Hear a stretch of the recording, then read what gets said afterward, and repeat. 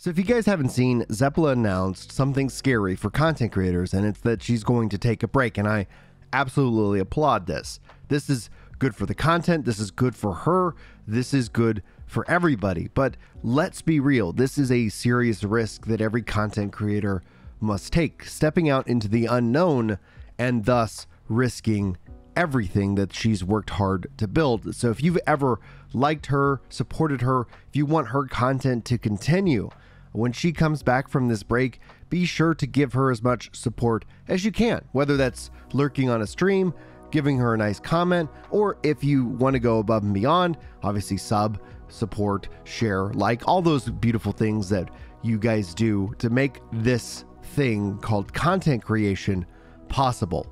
But today, there's some things that she said that have me worried. Have been concerned, and I've been concerned for a lot of content creators. If you've been following me for any amount of time, we do this from time to time, deep dive, analytical videos to demystify what content creation is versus what people believe it is. And that's usually two separate, different kind of ideas. And so this is what this video is going to be about. We're going to kind of explore what Zepla said, and I'm going to talk to you guys about it, but I'm going to talk to you where I come at this. Not that I'm her dad, she's as old as I am.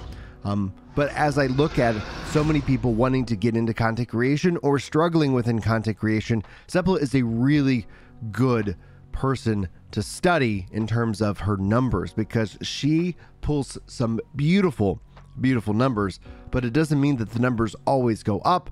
And maybe this can help give you guys some insight into content creation and into the world of Zepla. So let's go ahead and start with what she says. She tweets this out yesterday. Hey Buns, listen, I need a break.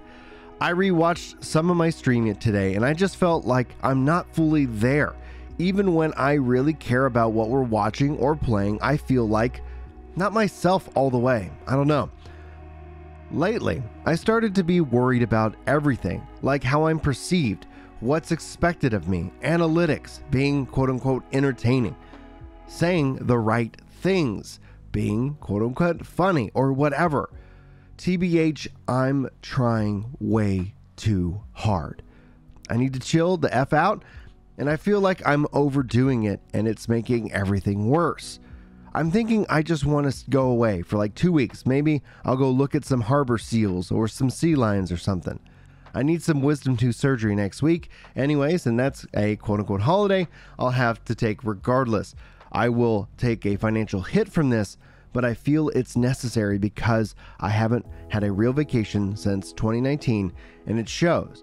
Usually I only take time off because something horrible happened or there's in real life work to do. Now, we're going to come back to this because when she brings up the concept of financials, we're going to go into that with her.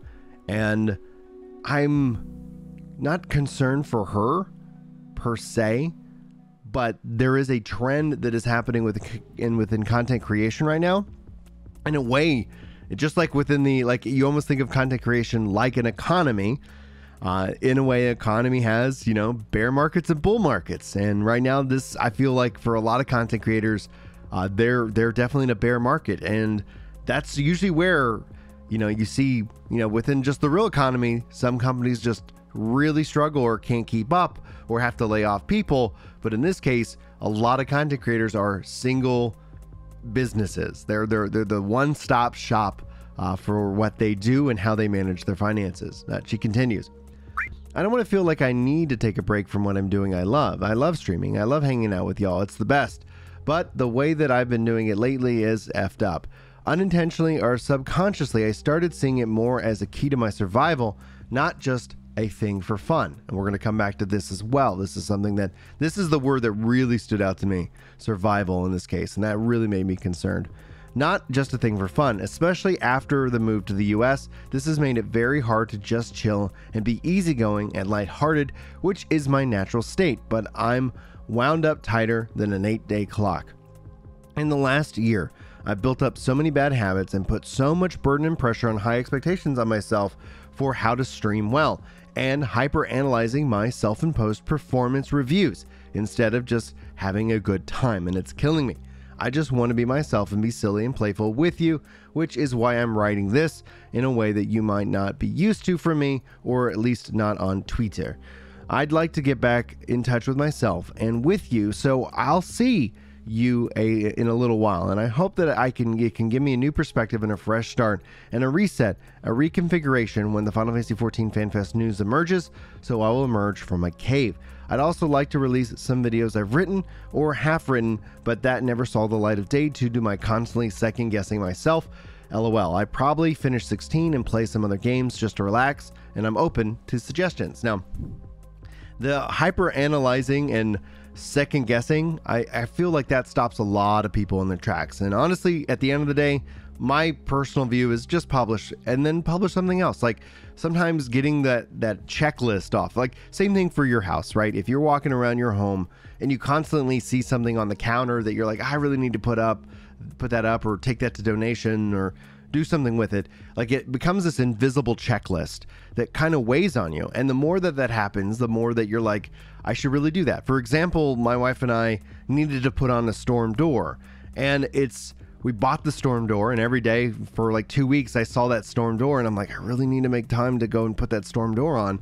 And thankfully we got it done, but it feels so good getting that thing done. So in terms of that, like the satisfaction you get, even if the video isn't perfect, even if the content isn't perfect, it's all about getting that actually released for people, and then you can go and move on to the next thing. It ends up being kind of a burden to kind of weigh in on you.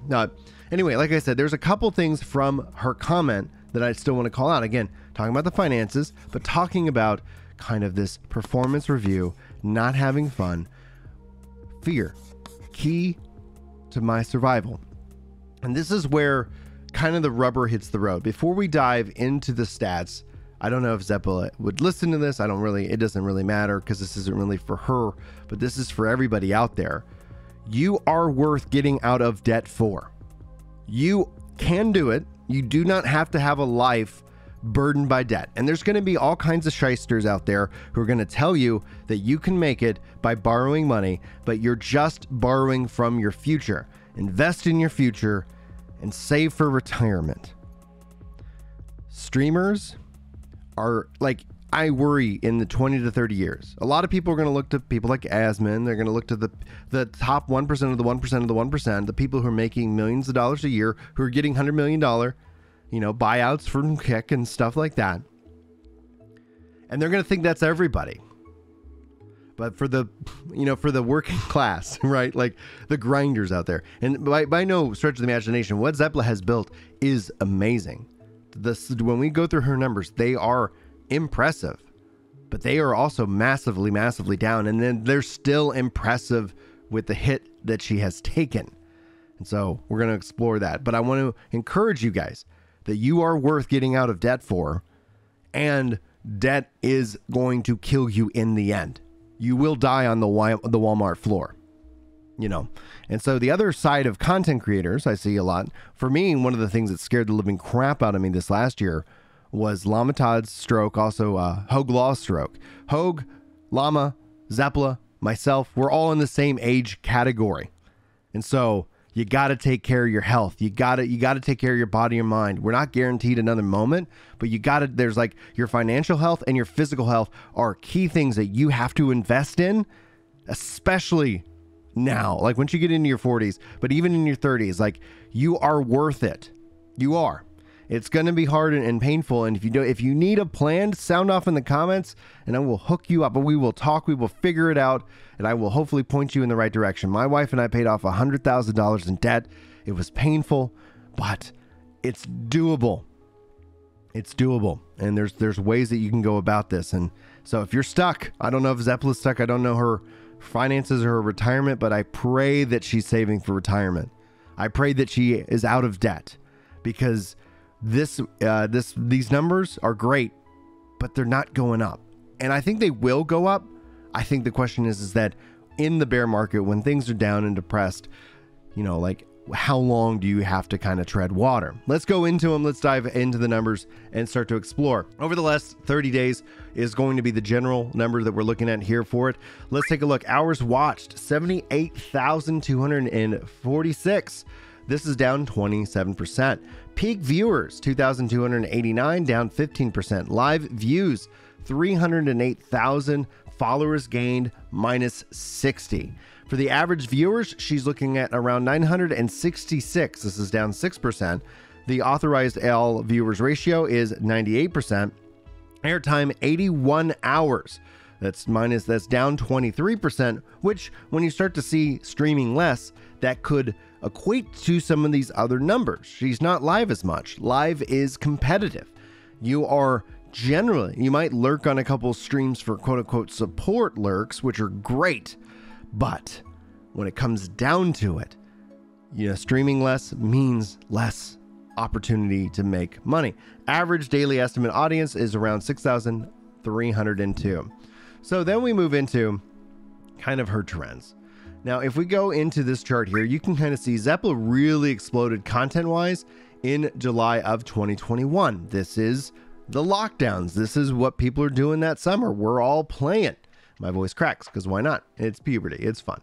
And then from there, everything kind of has kind of evened out. But if we just take a snapshot of 2023, a couple of low points, but all in all, like, outside of pretty much May and June have kind of been a little bit, more on the downtrending end, but nothing that I would say would be overly concerning. But when we take a look at the games that she's breaking down, you can see Final Fantasy, 26.9% of her watch time. Special events, this is, anything like the Summer Games Fest or any Yoshi P letters and stuff like that, 17%.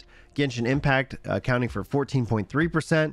Final Fantasy, I don't know which one this is. She's got two, most likely 16, 5,900 watch hours. And Diablo 4 raking in actually a bigger percentage at 22,000 hours. And you can see here average view count on Diablo 4 is at 1K.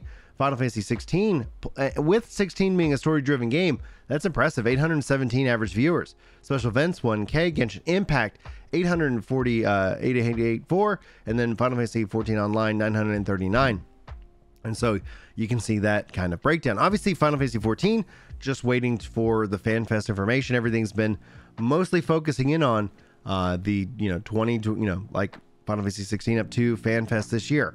Now, in a bit of a negative thing, just to kind of highlight what people are saying that actually come to the site to vote about her, these are obviously going to be more or less on the negative side. So this isn't me saying this is just what other people have voted. People saying too arrogant, toxic content, in touch with chat, which is good, streaming with webcam, high quality content, poor quality content, bad gaming skills. People's opinions being voted out on the internet is pretty much what all that cracks itself up to be. But let's go into the numbers. You can see from a subscriber's perspective, 422. Now, these might not be accurate or completely accurate. This is just what we have in terms of the data. And if we break down the data even further, it is estimating her income from subscription is going to be roughly $600 to $1,200 on Twitch. It's not a lot. And I would think that there's a lot more coming in from other sources, and we'll go over the YouTube side of it here in a bit. But you can see kind of the trend in and of itself. New subscriptions is, kind of fluctuating. Resubscribers, she's actually maintaining, I think, a decent amount of resubscribers and a lot of gifted subscribers. So a lot of gifted support out there from, just some really awesome people who really kind of help support. Obviously, being live less has probably contributed to a dip in that. But if we start to look at some of her bigger numbers and some of her numbers more over time, you can see the breakdown between new subscribes, Prime, Tier 1, Tier 2, and Tier 3. 3 Tier 3, 9 Tier 2, 278 Tier 1. So it sounds like she's getting real close to being able to apply for that special rate, which probably would help her out dramatically. Getting that 70/30 would help out dramatically in her case. And this is over the last 30 days. If we look at 2022 as another comparison, 2022 was amazing for content creation. This is where, like, when we start talking about maybe a bubble or something inflated, you can see here total subscribers were 23,452. That's a lot of subscribers. 6,000 from Prime, Tier 1 17. That is a ton of subscribers, which meant a really good income. And I'm hoping that from a financial perspective, that's been able to be saved. But to round out her trends for her Twitch stream, we can kind of see some numbers here. April, May, and June. We want to ignore July. July just started, so it's always going to start a little bit in the red and then build up from there. but April saw a dip of 15% in the watch time. May was 21%. June was another 28% of the watch time. And that doesn't ever going to feel good. This is always going to cause that panic. Again, when she talked about that fear, like this is probably one of the rooted causes. It could be other things going on, but just in terms of the stats, is she doing anything wrong? I don't think so. Like the numbers in and of themselves are great. And if she's being embedded in something like that, that would account for the number of people watching versus the actual support. But I would call into suspect the data that we have about her subscribers. I hope that they're at least double that. But you know, only she really knows, and she doesn't need to share that information with anybody. In terms of like streaming per day, you can see the breakdown here. It looks like, you know, Sunday is her lowest viewed days in terms of airtime. Generally speaking, Tuesdays and Fridays tend to streams a little bit longer. The average view time, the view watches over the course of the week is pretty consistent. Hours watched per day, pretty consistent outside of Sundays. Peak viewers per day, very consistent. And then followers per day, a couple, losing a couple, lost a bunch on Saturday for some reason. But nothing too much to glean from here. I think really the trends, what we look at and then how that is starting to kind of stack up, really kind of flows for her in an interesting way. Now, thankfully, Zepla isn't all Twitch. Twitch isn't the source and summit of what she does. She's actually got two channels. She's got Zepla HQ and Zep Live. Now let's look at Zepla HQ for just some statistics and the breakdown. As overall, like from an earnings and a view perspective, this data is usually way off when it comes to earnings. You never really know, but when it comes down to it, this is what it looks like. With an average view count of 3,234 views a day, and not a lot of subscriber growth, but she's not posting that often over on Zepla HQ. That's usually her more curated and formatted work that she puts together. But all in all, like just some interesting numbers.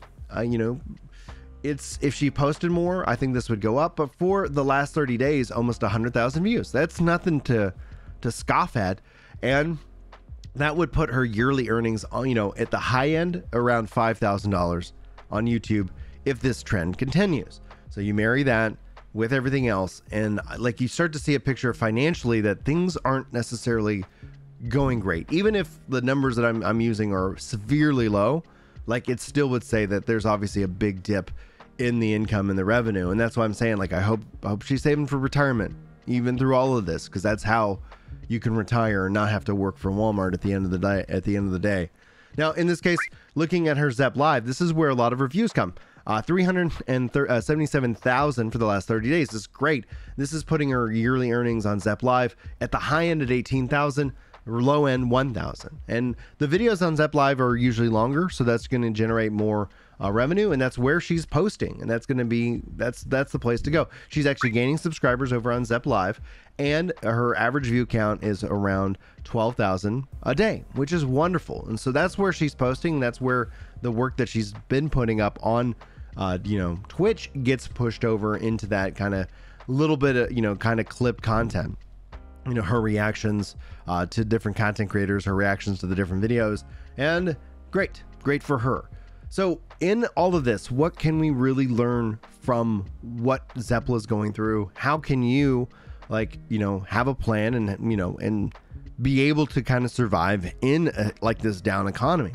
And I think the good thing for her is that she's got a built-in audience. She's earned that audience. She's cultivated that. And at some point, yeah, you do have, like, you know, some churn. People are going to kind of, you know, like dip out. But with the events that are coming up, it's a good time to take a break. So her choice in taking a break is the right choice.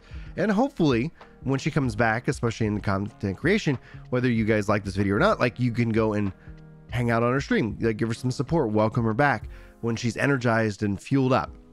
What's going on behind the scenes is that when you're looking at these numbers and if you're just playing the numeric game, you get into that analysis paralysis. She's scared to post certain videos. She doesn't want to say certain things. She's feeling controlled, and she's not feeling like she can say the words that she wants to say or do the things she wants to do. She wants to just get back to that. And ideally, she can do so with making content, with the over, like, I think if you think about it, putting these together with over 400,000 subscribers on the YouTube side of things, with the support in the Twitch side, I think right now is just financially, like, there is the financial bubble. A lot of people are watching their paycheck. They're having to work extra. We're all having to work extra, right? And because of all these things, these are pressures that impact content creators directly. And if you're reliant 100% on content creation,